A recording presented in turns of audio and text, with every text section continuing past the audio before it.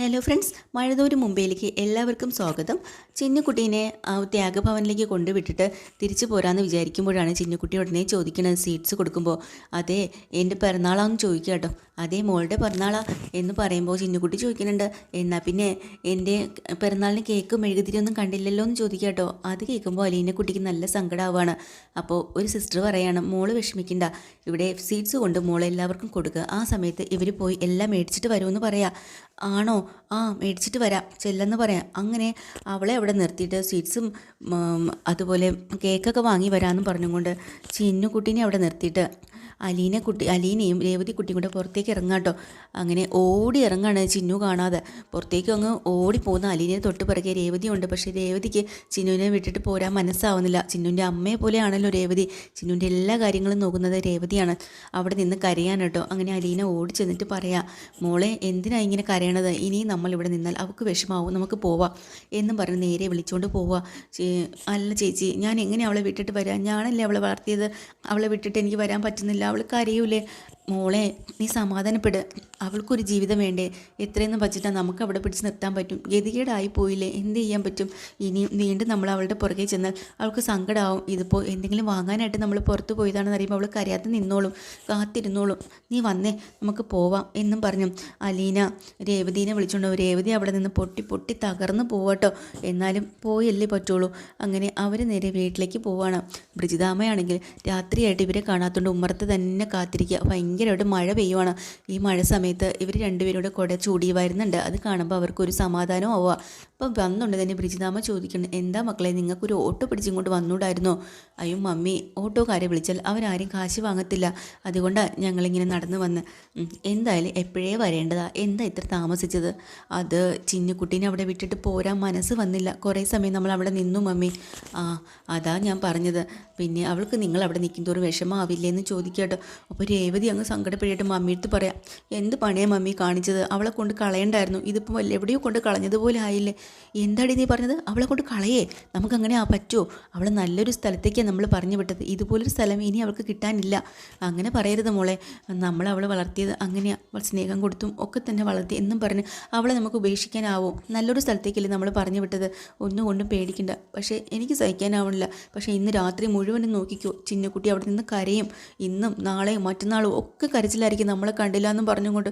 എവിടെ എന്തുണ്ട് ആരുണ്ടെന്ന് പറഞ്ഞിട്ട് എന്താ, നമ്മൾ രണ്ടുപേരും അവിടെ ഇല്ലല്ലോ, അപ്പോൾ അവൾക്ക് സങ്കടമാവില്ലേ മമ്മി എന്നും പറഞ്ഞു രേവതി പൊട്ടിക്കരഞ്ഞും കൊണ്ട് അകത്തേക്ക് കയറി പോവാട്ടോ. അപ്പോൾ അലീനയോട് ചോദിക്കുന്നുണ്ട്, എന്താ മോളെ? മമ്മി അവളല്ലേ അവളുടെ കാര്യങ്ങളൊക്കെ നോക്കിയത്, കുളിപ്പിക്കുന്നതും ആഹാരം കൊടുക്കുന്നതും ഡ്രസ് ചേഞ്ച് ചെയ്യുന്നതും കൊണ്ട് നടക്കുന്നതും ഉറക്കുന്നതും ഒക്കെ. അവൾക്ക് എങ്ങനെ അവളെ പിരിയാൻ പറ്റും? അതിൻ്റെ വേദന. തിരിച്ച് പോരാൻ നേരത്തും അവൾ ഒരുപാട് സങ്കടപ്പെട്ടു. പോട്ടെ, ഇനിയിപ്പോൾ എന്ത് ചെയ്യാൻ പറ്റും? നിങ്ങളെന്ത് പറഞ്ഞിട്ടാ അവിടുന്ന് വന്നത്? അവളുടെ ബർത്ത്ഡേ ആണല്ലോ മമ്മി നാളെ. ഇന്ന് സ്വീറ്റ്സൊക്കെ കൊടുത്തപ്പോൾ ഇന്നാണെന്ന് കരുതി. അപ്പോൾ കേക്ക് വേണമെന്ന് പറഞ്ഞു, അത് വാങ്ങിച്ച് വരാമെന്ന് പറഞ്ഞിട്ടാണ് ഞങ്ങൾ പുറത്തേക്ക് ചാടിയത്. അത് നന്നായി. എന്തായാലും ഒരു പ്രതീക്ഷ അവൾക്ക് കൊടുത്തിട്ടാണല്ലോ നിങ്ങൾ വന്നത്. അപ്പോൾ ഇപ്പോൾ കിട്ടും എന്നുള്ളൊരു പ്രതീക്ഷയിൽ അവൾ അവിടെ ഇരുന്നോളും സന്തോഷത്തോടുകൂടി. അതുകൊണ്ട് കുഴപ്പമില്ല. എന്നാലും ഇനി നമ്മൾ എങ്ങനെയാണ് മമ്മി കാണുന്നതെന്ന് ചോദിച്ച് സങ്കടപ്പെടുമ്പോൾ, വിഷമിക്കേണ്ട മക്കളെ, നിങ്ങൾക്ക് എപ്പോൾ വേണമെങ്കിലും അവിടെ ആ ത്യാഗഭവനത്തിൽ പോയി മോളെ കാണാമെന്നുള്ളതേ ഉള്ളൂ. പക്ഷേ എൻ്റെ കാര്യം എങ്ങനെയാണ്? എനിക്കിനി അവളെ കാണാനാകുമോ? പറ. ഈശ്വരൻ മേളിലേക്ക് എന്നെ വിളിക്കില്ലേ? ഇനി അവസാനമായിട്ട് ഇനി ഒരിക്കൽ കൂടെ കാണാമെന്ന് വിചാരിച്ചാൽ പോലും നടക്കുന്ന കാര്യമല്ലല്ലോ മക്കളെ എന്ന് പറഞ്ഞുകൊണ്ട് വിജിത അമ്മ സങ്കടപ്പെടുക കേട്ടോ. അത് കേൾക്കുമ്പോൾ നമ്മൾ അലീനയ്ക്കും ഭയങ്കര സങ്കടമാവുന്നുണ്ട്. എന്തിനാ മമ്മി ഇങ്ങനെയൊക്കെ സംസാരിക്കണത്? ഇനി ഇങ്ങനെയൊന്നും സംസാരിക്കില്ലേ എന്ന് പറയാം. അതുപോലെ അവിടെ കുഞ്ഞിരാമൻ്റെ അവിടെയാണെങ്കിൽ ആ രാത്രി തന്നെ കുഞ്ഞിരാമന് ശ്വാസം മുട്ടൽ കൂടിയിട്ട് ഡോക്ടർ വീണ്ടും വന്നു, ചികിത്സ തുടങ്ങിയിട്ടുണ്ട്.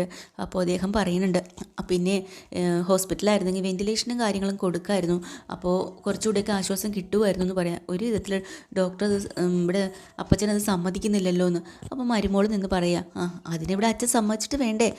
അവിടെ എന്തോ കൊല്ല ചെയ്യുന്ന ശ്മശാനം എന്നാണ് പറയുന്നത്.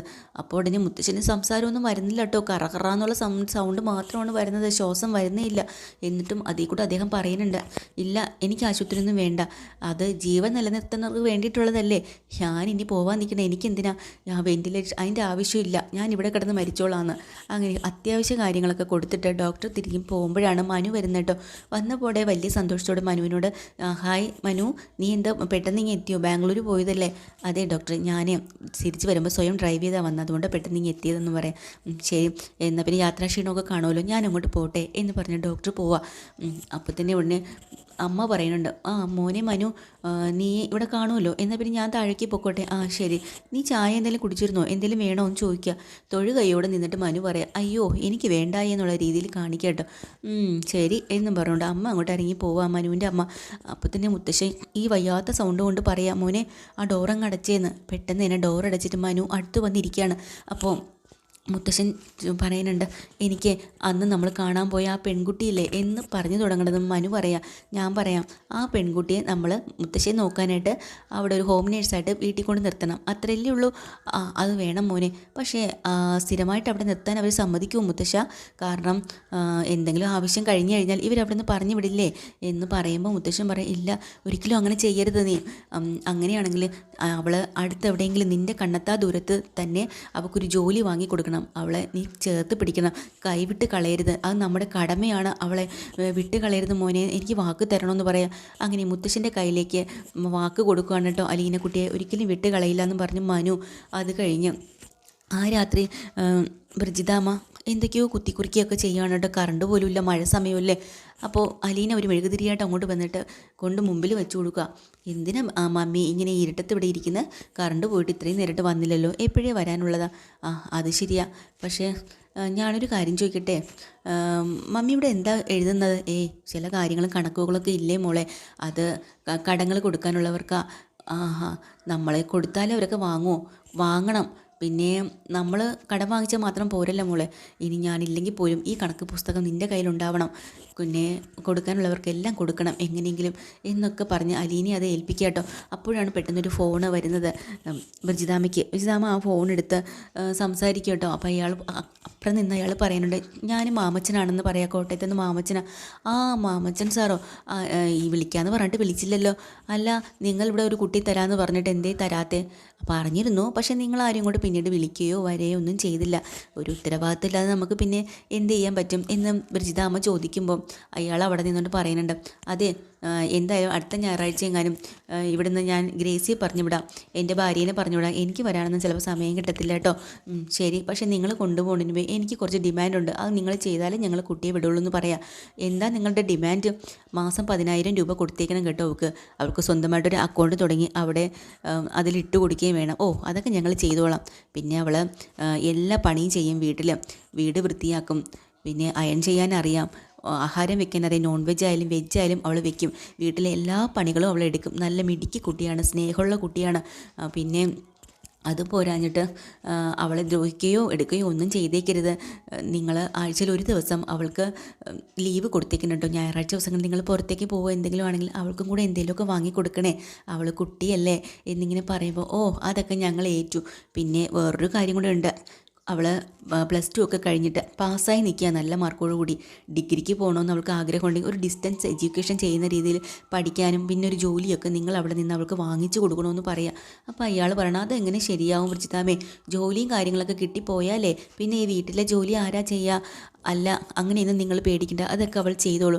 പക്ഷേ അവൾക്ക് നല്ലൊരു ഭാവി കൊടുക്കണം. ഒരു അനാഥ കുട്ടിയെ വഴിതിരിച്ച് വിട്ട് നല്ല രീതിയിലാക്കുന്നത് കൊണ്ട് നിങ്ങൾക്ക് ദൈവം പുണ്യമേ തരുള്ളൂ, ഒന്നുകൊണ്ടും പേടിക്കണ്ട. പക്ഷേ അവളെ നിങ്ങൾ ദ്രോഹിക്കരുത്, നിങ്ങളെ പട്ടിണി കിടത്തിയാലും കുഴപ്പമില്ല, പക്ഷേ സ്നേഹം നിഷേധിക്കരുത്, അവളെ സ്നേഹത്തോടു കൂടി മുന്നോട്ട് കൊണ്ടുപോകണമെന്നൊക്കെ ഇങ്ങനെ പറയാം. ശരി, എല്ലാം ഏറ്റല്ലോ, ഏറ്റു, ഞങ്ങളെല്ലാം ഏറ്റു എന്ന് പറഞ്ഞില്ലേ, പിന്നെന്താ? ശരി, എന്നാൽ അങ്ങനെ ആവട്ടെ. അപ്പോൾ അലീനയ്ക്ക് ആകെ സംശയമായി, രേവതിയാണോ പറയണതെന്ന്, +2 ഒക്കെ പാസ്സായി നിൽക്കണമെന്ന് പറഞ്ഞപ്പോൾ ഫോൺ വെച്ച ഉടനെ, മമ്മി എന്താ, ആരാ? രേവതി തന്നെയാണോ കാര്യം പറഞ്ഞത്? അതെ, അവളെയും നമുക്ക് എവിടെയെങ്കിലും സുരക്ഷിത സ്ഥലത്ത് എത്തിക്കണ്ടേ മോളെ, എന്താ മമ്മി ഈ പറയണത്? പാവം, അവളെ ഞാൻ വിട്ടുകൊടുക്കില്ല, അവളെ ഞാൻ ഒരുമിച്ച് നിൽക്കണം. ഈ ചെറുതായതിപ്പോൾ അവളെ എൻ്റെ കയ്യിൽ കിട്ടിയതാണ്, ഞാനല്ലേ മമ്മി അവളെ വളർത്തിയത്, ഇത്രത്തോളം നമ്മൾ ഒരുമിച്ച് അടുത്ത് നിന്നും ഇത്രയും സ്നേഹത്തോടെ കൂട്ടായിട്ട് ഞാൻ സമ്മതിക്കില്ല, വിട്ടുകൊടുക്കില്ല എന്ന് പറയാം. മോളെ നീ പോകുന്നിടത്ത് നിനക്ക് തന്നെ സ്വയം സംരക്ഷിതമായിട്ട് നിൽക്കാൻ പറ്റുമെന്ന് പിടിച്ച് നിൽക്കാൻ ഇത്തിരി പാടാണ്. പിന്നെയാണോ ഇവളെയും കൂടെ കൊണ്ടുപോകുന്നത്? അവൾ പോട്ടെ, അവൾ നല്ലതാവും, എനിക്ക് ഉറപ്പുണ്ടെന്ന് പറയാം. അങ്ങനെ അത് കേട്ട് അലീന സങ്കടത്തോടെ മുറ്റത്ത് പോയി നിൽക്കുക. ആ സിറ്റ് ഔട്ടിൻ്റെ സൈഡിൽ മഴ പെയ്തുകൊണ്ടിരിക്കുക കേട്ടോ. അപ്പോൾ തൊട്ട് പിറകെ രേവതിക്കുട്ടി വന്ന് ചോദിക്കുന്നുണ്ട്, എന്തിനാ ഈ രാത്രി ഇവിടെ വന്ന് ഒറ്റയ്ക്ക് നിൽക്കുന്നത്? എന്താ ചേച്ചി കിടക്കുന്നില്ലേ? അപ്പോൾ സങ്കടപ്പെട്ട് നിൽക്കുകയാണ്. എന്തിനാ ചേച്ചി സങ്കടപ്പെടുന്നത്? നീയും കൂടി ഇനി പോലോ എന്ന് ഓർത്ത് എനിക്ക് സഹിക്കാൻ വയ്യാന്ന് പറയുമ്പോൾ രേവതി തകർന്ന് പോവാട്ടോ. എന്താ ചേച്ചി പറഞ്ഞാൽ ഞാൻ പോവാന്നോ? നാളെയോ മറ്റന്നാളോ നിന്നെ കൊണ്ടുപോകാൻ വരും. ആര് വരും? ഞാൻ പോവില്ല, ഒരിക്കലും ഞാൻ പോവില്ല. ഞാൻ എൻ്റെ അലീന ചേച്ചി വിട്ടിട്ട് പോവില്ല. ഞാൻ ഇവിടെ തന്നെ നിൽക്കും. നമ്മൾ രണ്ടുപേരും ഒറ്റക്കെട്ടായിട്ട് നിന്നാൽ മതി. എല്ലാവരെയും കൊണ്ടുപോയി ഇനി ഞാൻ വരില്ല വരില്ല എന്ന് പറഞ്ഞുകൊണ്ട് ഒരേ കരച്ചിലായിട്ട് രേവതി. ഇത് എന്നത്തെ എപ്പിസോഡ്. പുതിയൊരു എപ്പിസോഡ് വീണ്ടും വരാം. ചാനൽ ഇഷ്ടമായി ലൈക്ക് ചെയ്യുക, സബ്സ്ക്രൈബ് ചെയ്യുക. Thank you.